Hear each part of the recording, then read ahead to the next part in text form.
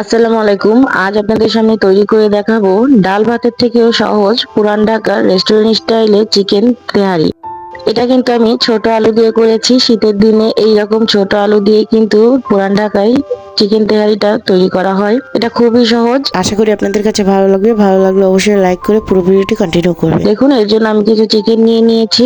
আর চিকেনের পিসটাকে কিন্তু আমি রেগুলার কাট থেকে একটু ছোট করেছি, যেহেতু আমি এটা তেহেরি করব।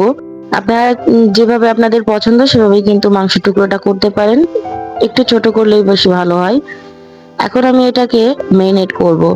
এর জন্য আমি এখানে দিয়ে দেবো 1 চামচ আদার পেস্ট, 1 চামচ রসুনের পেস্ট, আর হাফ চামচ এর একটু বেশি জিরার পেস্ট।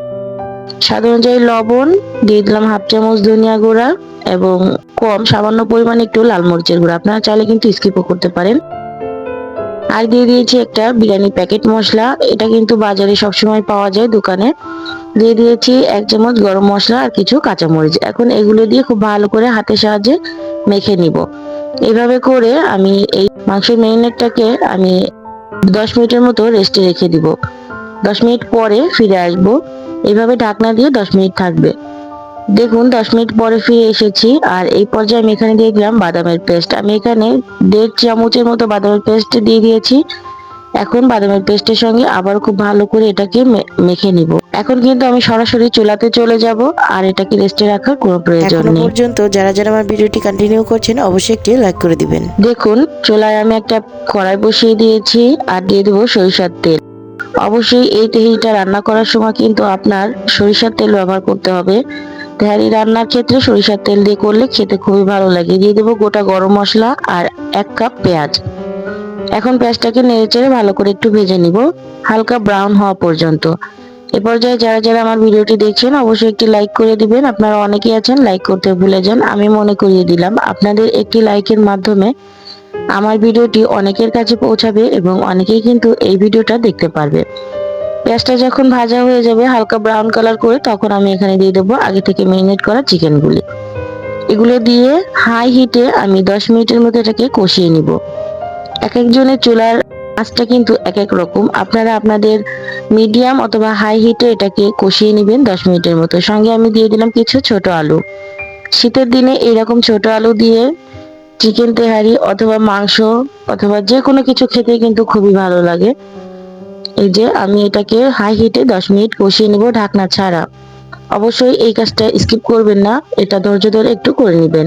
খেতে কিন্তু আলহামদুলিল্লাহ অনেক ভালো লাগবে। এভাবে করে 10 মিনিট কষিয়ে নিলে মাংসটা কিন্তু আপনার একদমই ভাঙবে না, হাই হিটে যদি আপনি কষান। আর যদি আপনি চুলায় দিয়ে সঙ্গে সঙ্গে লো হিটে করে দেন, সেক্ষেত্রে কিন্তু মাংসগুলি খুলে যাবে এবং মাংসগুলি আর গোটা ভাব থাকবে না। 10 মিনিট এটাকে কষানোর পরে এই যে যে বাটিটাতে আমি মেরিনেট করেছিলাম ওই বাটিটাতে সামান্য কিছুটা পানি দিয়ে আমি এর ভেতরে দিয়ে দিব। আর আমি কিন্তু আর কোনো রকম কোনো পানি এখানে ব্যবহার করব না, জাস্ট এই পানিটা দিয়ে আমি পুরো চিকেনটাকে রান্না করব। এখন ঢাকনা দিয়ে ঢেকে লো হিটে আমি এটাকে 5 মিনিট ঢেকে রেখেছিলাম। দেখুন কি পরিমাণে পানি বের হয়েছে। আরো কিন্তু পানি বের হয়েছিল, যেটা কিনা আমি অফিস কিনেই পানিটা শুকিয়ে নিয়েছি। এই পানিটা দিয়ে পুরোটা চিকেন রান্না করা হয়ে যাবে। যেহেতু এখানে ব্রয়লার চিকেন, আমি কিন্তু এখানে ব্রয়লার চিকেন নিয়েছি, আপনারা কিন্তু যে কোনো চিকেনই এখানে নিতে পারেন। এখন নেড়ে চেড়ে আবারও ঢাকনা দিয়ে ঢেকে আমি 5-7 মিনিটের মতো এটাকে রান্না করে নিব। এতে কিন্তু চিকেনটা খুব সুন্দর করে কুক হয়ে যাবে। দেখুন, আমার চিকেনটা কিন্তু এখানে পুরোপুরি তৈরি করা হয়ে গেছে, এটা পুরোটা কুক হয়ে গেছে। আর আমি 5 মিনিট আবারও হাই হিটে এটাকে একটু নেড়ে চেড়ে ভেজে নিব। এখন যেটা করতে হবে, চিকেন থেকে তেল এবং মশলা কিন্তু সেপারেট করতে হবে। দেখুন, আমি মাংস এবং তেল আমি কিন্তু সেপারেট করে নিয়েছি। এই যে যে তেলটা আছে এটা দিয়ে কিন্তু রেস্টুরেন্টে তেহারির যে রাইসটা ওইটা রান্না করা হয়, আমিও এটাই করব। দেখুন, তেলের ভেতরে আমি এখানে দিয়ে দিয়েছি পরিমাণ মতো পানি। আমি যেহেতু 3 কাপ চাল নিয়েছি আর এর জন্য আমি এখানে 6 কাপ পানি দিয়ে দিয়েছি। দিয়ে দেব কিছু কাঁচামরিচ একটু ফ্লেভারের জন্য, দিয়ে দেবো স্বাদ অনুযায়ী লবণ, আর দিয়ে দেবো গুঁড়া দুধ। আমি এখানে গুঁড়া দুধ ব্যবহার করেছি। আপনারা চাইলে কিন্তু 1 কাপ পানি কম দিয়ে লিকুইড দুধও ব্যবহার করতে পারেন। এইভাবে এইভাবে একদিন আপনারা তৈরি করে খেয়ে দেখবেন, দেখবেন আলহামদুলিল্লাহ খেতে অনেক বেশি মজাদার। রেস্টুরেন্টে আপনারা যাওয়ার প্রয়োজনই হবে না, ঘরে বসেই আপনি রেস্টুরেন্টের স্বাদ পেতে পারেন। এ পর্যায়ে আমি এখানে 1 চামচ একটু টেস্টিং সল্ট দিয়েছিলাম, সেটা কিন্তু আমার স্কিপ হয়ে গেছে। আপনারা অবশ্যই এই পর্যায়ে 1 চামচ টেস্টিং সল্ট দিয়ে দিবেন। এখন যেহেতু আমার এখানে পানিতে বলক চলে এসেছে, সেহেতু আমি আগে থেকে যে পোলাও চালটা ধুয়ে পরিষ্কার করে রেখেছিলাম সেটা এখানে দিয়ে দিচ্ছি। আমি এখানে 3 কাপ চিনি গুঁড়া চাল নিয়ে নিয়েছি। আপনারা আপনাদের পছন্দ অনুযায়ী যে কোনো চালটাই নিতে পারবেন, কোনো সমস্যা নেই। চালটা দিয়ে অবশ্যই সঙ্গে সঙ্গে একটু নেড়ে চেড়ে দিবেন, তা না হলে কিন্তু নিচ থেকে দলা পেকে যেতে পারে। যখন চালটা দেওয়া হয়ে যাবে তখন ঢাকনা দিয়ে ঢেকে এটাকে পানিটা শুকিয়ে নিব। পানিটা যখন শুকিয়ে যাবে তখন কিন্তু এইভাবে করে সবগুলি চাল একসঙ্গে দলা করে একটু মানে মাঝের দিকে পাতিলের মাঝখান বরাবর একসঙ্গে জড়ো করে দিতে হবে, এতে করে যে চালটা খুব দ্রুতই কিন্তু সেদ্ধ হয়ে যাবে। এই পর্যায়ে কিন্তু আপনারা চাইলে মাংসটা মিলিয়ে দিতে পারেন, আমি কিন্তু আরো একটু পরে মিলাবো।